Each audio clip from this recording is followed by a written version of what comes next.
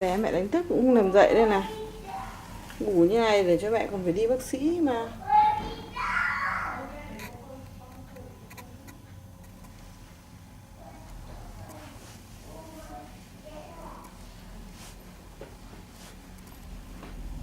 Dậy đi để mẹ còn phải đi bác sĩ mà không dậy.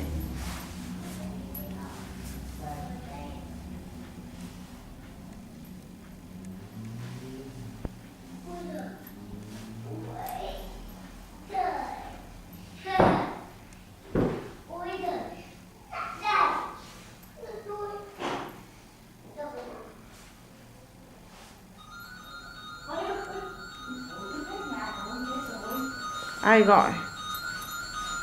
Hai cô cháu phơi quần áo đây. Đấy. Con tí bỏ ra ngoài đi. Có nó ướt là nó phải để xong bao giờ đun gì cũng bỏ vào.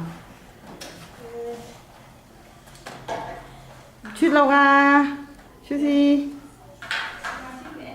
Không chuyết mẹ đúng không? Chuyết lau ga.